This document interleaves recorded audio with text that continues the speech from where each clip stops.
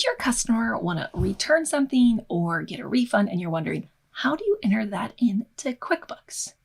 Well, that's exactly what we're going to cover in today's video. If we've never met before, hello, I'm Candus Kampfer, and I love to help business owners and bookkeepers create simplicity and confidence with QuickBooks.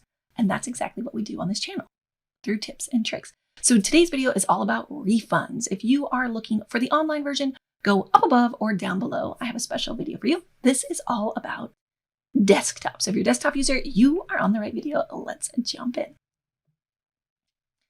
Let's talk about it. Why would a customer want a refund? Why would a customer need to return something? And why would you be doing this transaction? So first, this is going to be if a customer went in, you're creating invoices or sales receipts, and you are tracking all of your transactions within QuickBooks. If you're not doing that, then you're most likely going to just go under a banking over here and enter it going back against sales. But if you want inventory or you want to track exactly what's happening with your items because maybe you are using the fancier reports that I love to teach, and so you need all of that detail. All right, so what do? Let's go along the journey. So whether you're using invoices or sales receipts, when your customer returns something or wants a refund, you're going to click on refunds and credits right here. And then you're going to go in and you're going to look at what they purchased. So typically what you do first is you'd have the detail of what the original customer purchased. And then you come in here and you choose that customer. So this is my sample file for my training. So let's go in and we'll just choose Belinda in this example. And then we're going to go in here. So let's say that this could either be they've paid the invoice in full and now they want a refund, or you're applying it against the invoice that they owe you. Okay. So you're going to come in here. If you use classes or any of that, you can do that. You're going to choose your date. So let's say that it's August 1st. You always want to do your credit memos in the current time frame. You don't want to go back and do them from 5 years ago. Why is that? I'll tell you.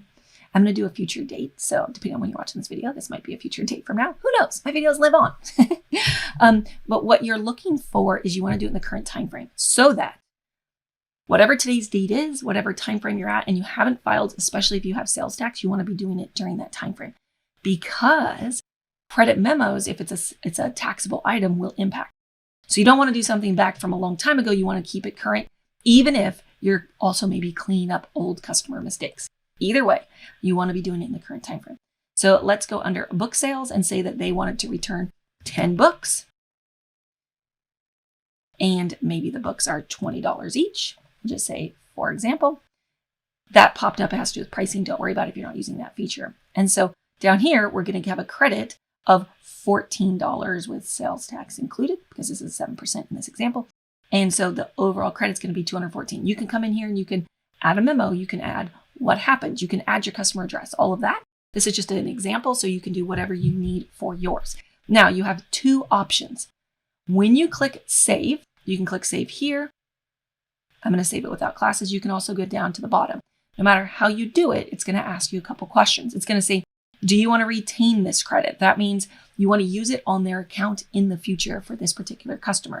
You want to give them an refund, or you want to apply it to an invoice. You're going to choose which one.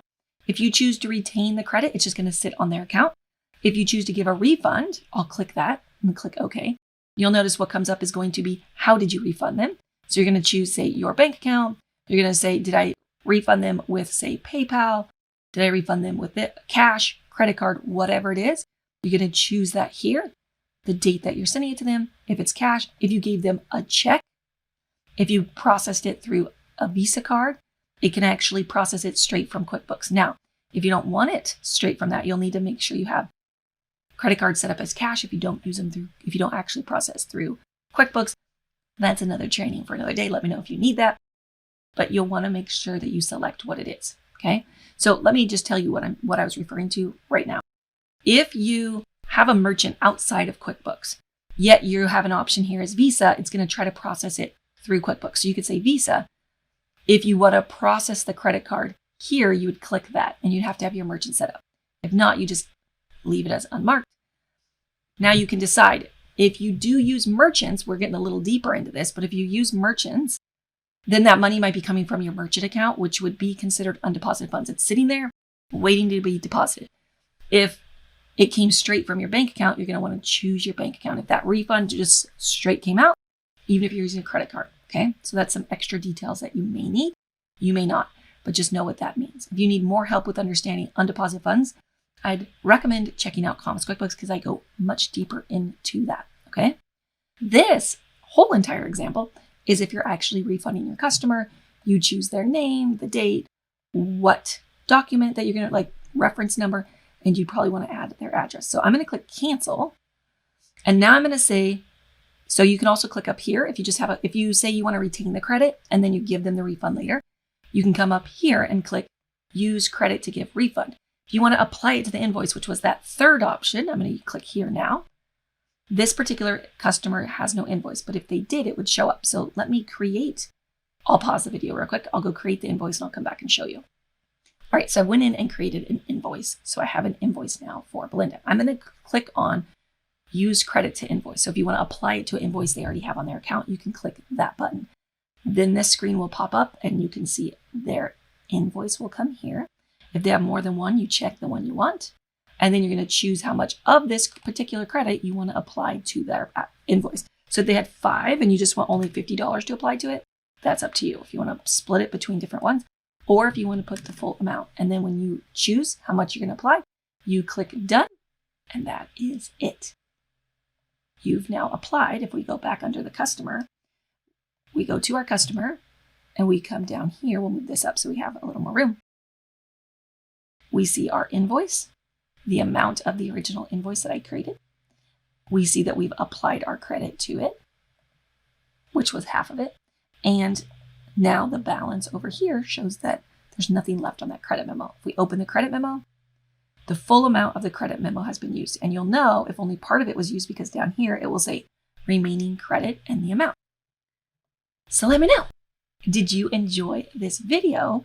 Were you wondering how to apply credits, how to refund your customer?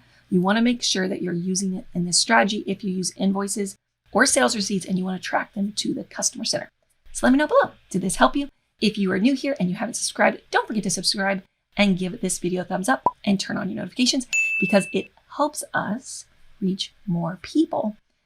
And if you want to make sure you don't miss any of our tips and tricks in the future, you can go up above or down below and join our tips and tricks and get them straight to your inbox. And if you are looking for more support on learning how to customize QuickBooks to your business, how to do things like this, some more advanced features, join me on my Customizing QuickBooks workshop. Have an amazing day. I'll see you inside our next tip and trick. Bye.